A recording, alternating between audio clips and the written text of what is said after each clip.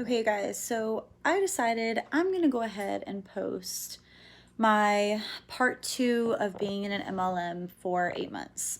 I had posted one, the first one, like a couple weeks ago, and I had posted another one shortly after that, but it was 30 minutes long, and I got a little too overly heated, I feel like. Um, I do have a lot of anger towards the situation. And I do have a lot of anger towards the people, but I feel like I didn't handle it in a mature way. I think part one was definitely pushing it, to be honest, but I decided to remake the video because I feel like I needed to be in a better state of mind. I ended up having not a great day that day, so I was already kind of irritated. So my temper was already a little bit short, and then I immediately went into that video, and it just didn't end well. So I'm going to try to be a little bit more mature with this video, let you guys know calmly my experience, the rest of my experience, and try not to make it as long. Just try to condense it into some of the big red flags that I had, and I had a couple in the first one, trust me. But yeah, just to kind of wrap it up, why we quit, why I quit, why my husband quit, and why, we are just better off the way we are now and how things have just changed. So basically, where I left off in my first video, I was really upset because R basically had told me in a passive aggressive text message that, she really doesn't care that I had the flu. She really didn't care that I had a fever. She had had a fever all week that week and was sick that week. But she still went out and talked to people, went to the info session, did whatever else she had to do. So basically, it was kind of like a dig at me, it felt like. And in my mind, she was pretty much saying, I don't really care how you feel. I was sick and I went out and did what I had to do. So I expect you to go out and do what you have to do, even though you have a 102-degree fever and the doctor told you to stay home. So that really rubbed me the wrong way. I didn't feel like I could trust her anymore. I didn't feel like I could even start to have that sisterly type feeling or that best friend type feeling that they like push so much for.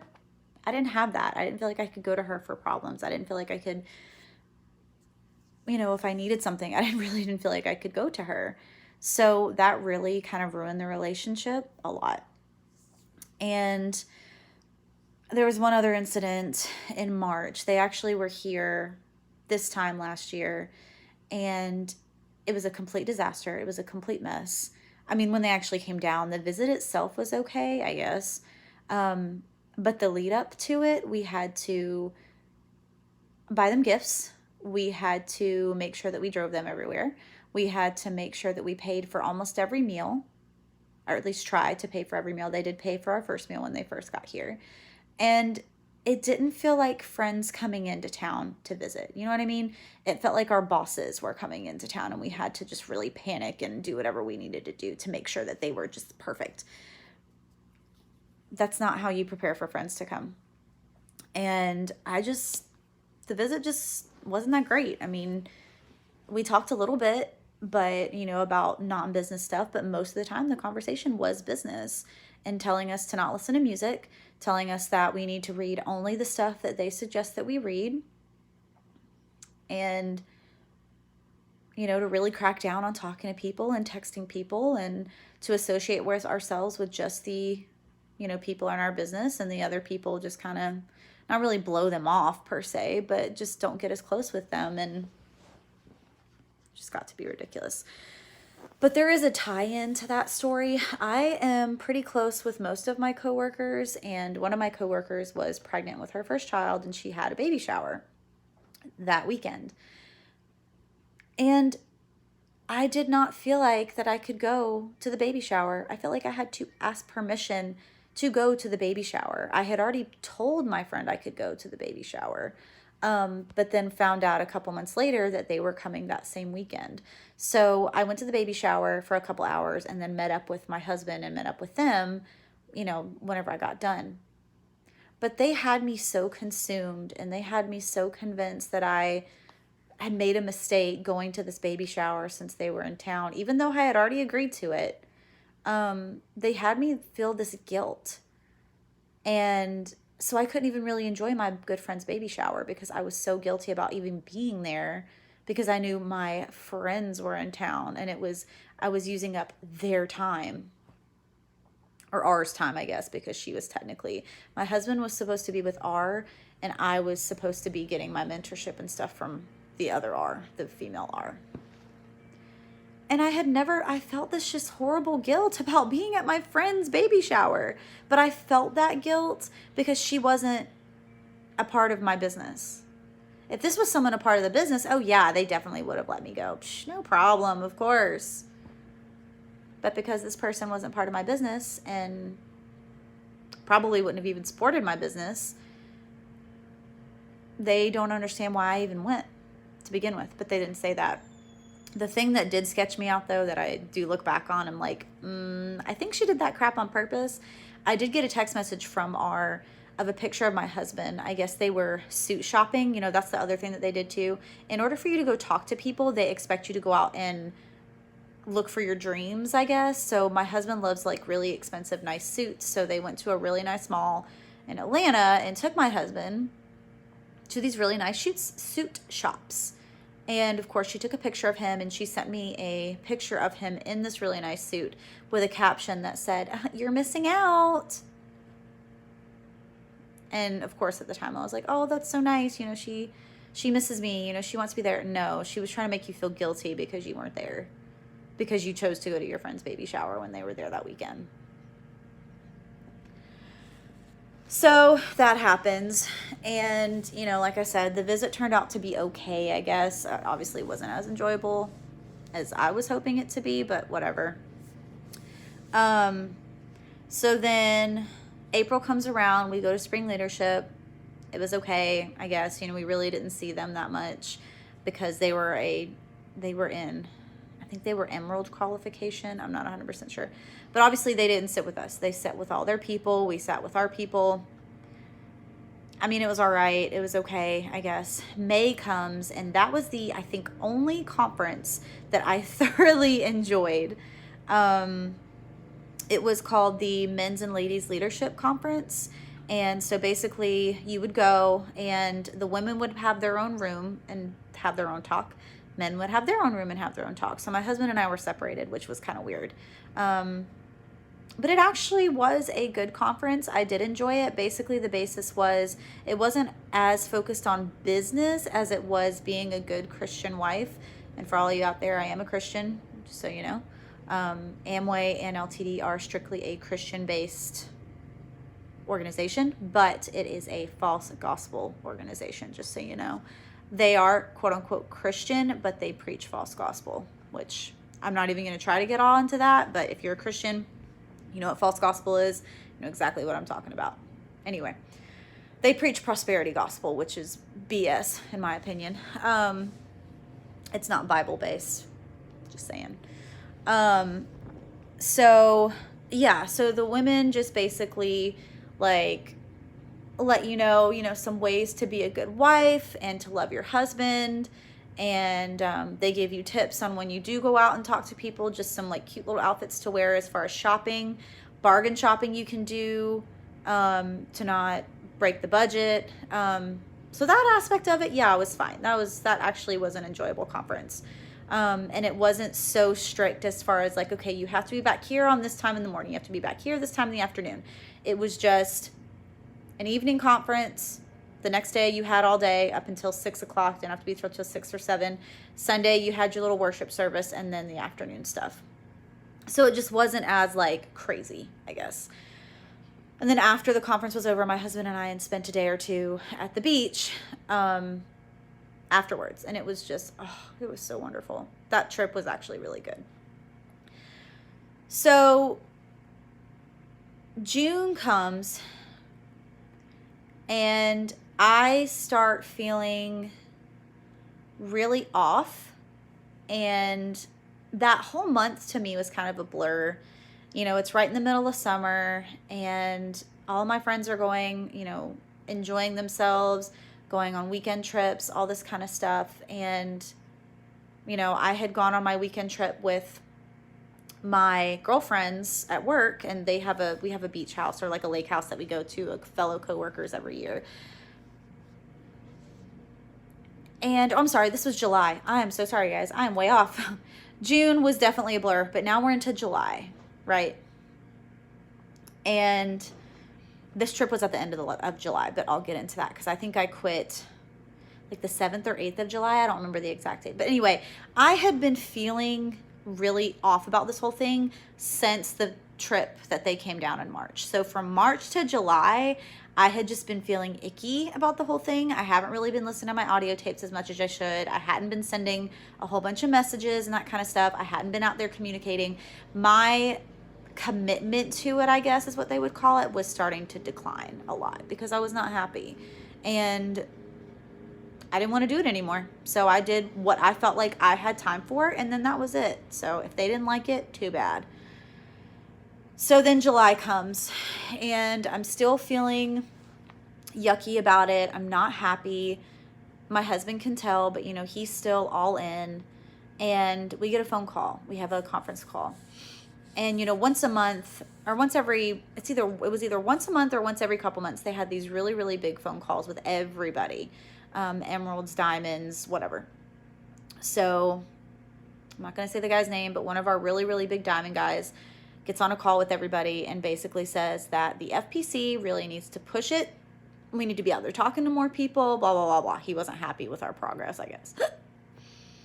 So then they tell us that we need to be talking to at least 10 people a day, each of us. 10 people a day, so that's 10 phone numbers, keeping in contact with them, everything.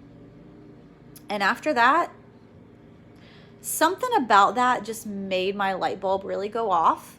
And I just said to myself, I can't do this. I can't do this anymore. I'm not going to sit here and try to go out and talk to 10 people a day. Now, wait, I work a full 8-hour job, sometimes 9 hours. I get up at 4 or 5. Sometimes I go work out. I've been trying to get back into that. But at that time, I would get up at 5, go to work 8 or 9 hours, come home, cook dinner. I'd have to go pick up my dog first, come home, cook dinner, get my husband and I ready for the next day for work. And then by the time all that's done, it's 8 o'clock. And then I have to clean the kitchen. I have to do whatever else my husband and I need to get done that night. And then we're in bed. Where in the world would you like me to find the time to do that? Where? Please tell me. But what they wanted to do was for us to come home after working an 8-hour day and then go out for 5 or 6 hours, sometimes up until 1 o'clock in the morning. We never personally did that, but there were people in our business, and I would see in the business that would. They would go to work 8 or 10-hour days, come home, change clothes, maybe eat something, and then go right back out up until 1 and 2 o'clock in the morning and do it all over again. No, I'm not doing that. So after that, when I heard 10 people a day, no, not doing it. I'm sorry, I'm not doing it. I refuse. So that was the night before I quit. I decided I was going to quit. So I woke up the next day, and I'm thinking it's from stress. I'm very prone to really bad migraines, either when I'm really stressed, right before my menstrual cycle. It usually happens to me. I usually get at least one or two a year, like really bad ones. And this one happened to be a really bad one. Obviously, I'm thinking from stress. I woke up, I couldn't move, I couldn't have sunlight on me, nothing. And usually it happens to me early in the morning, so 5 or 6 a.m. and then I don't really start feeling better with a bad one.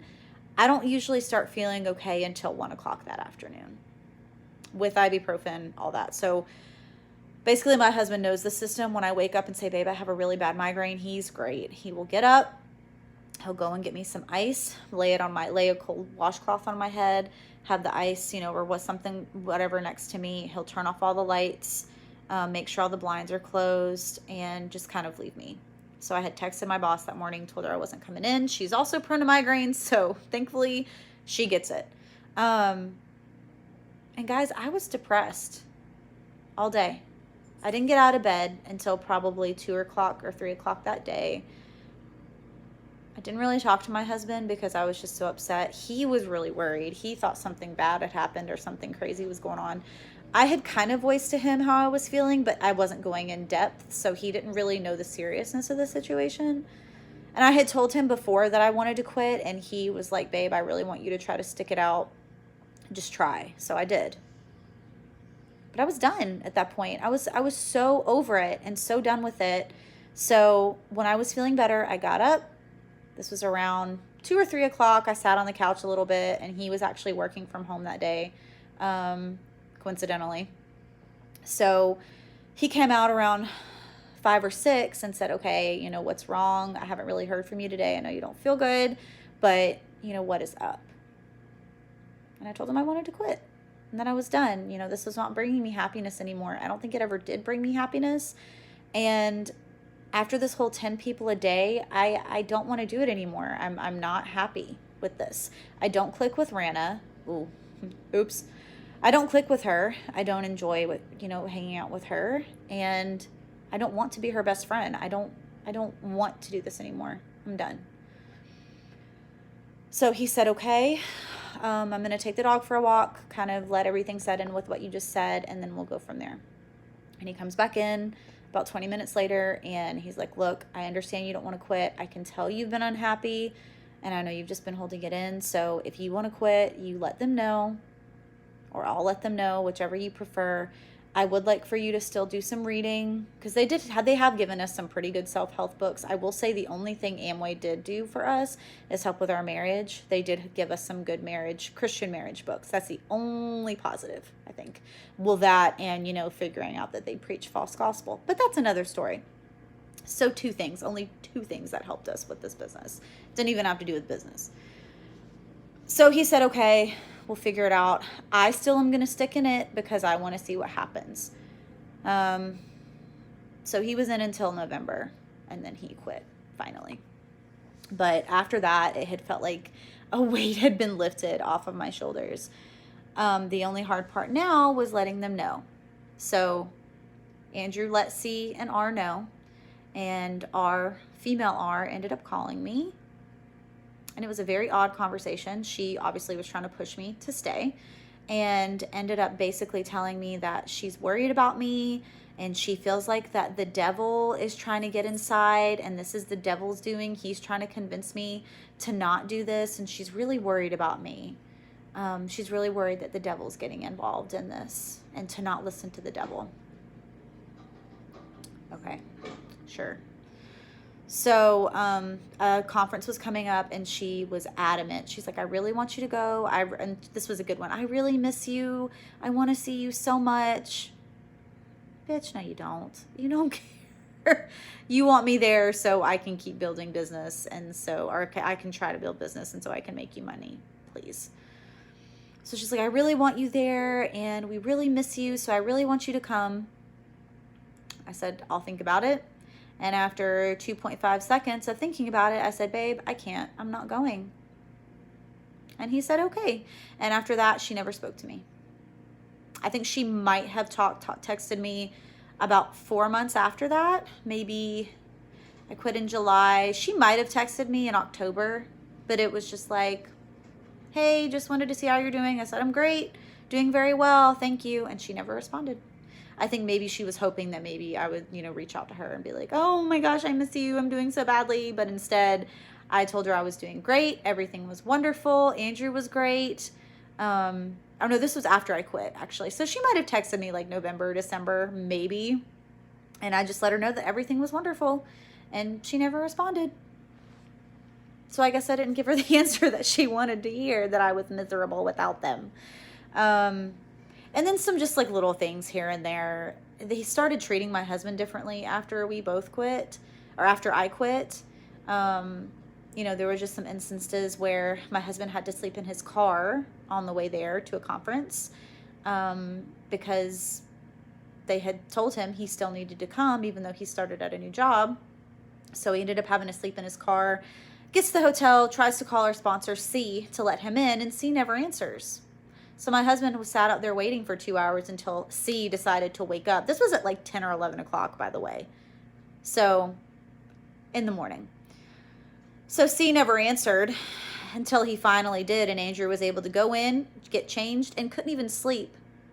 He didn't even get a chance to sleep because he had to go down to the conference. So this is probably more like 8 or 9 in the morning. But C was awake because C was getting ready. So, a true friend, just throwing it out there, would have said, hey, man, you just drove, 10, 12 hours from Atlanta to North Carolina. You didn't really sleep. If you want to sleep a little while and then come down to the conference, we'll take notes for you, let you know what's going on.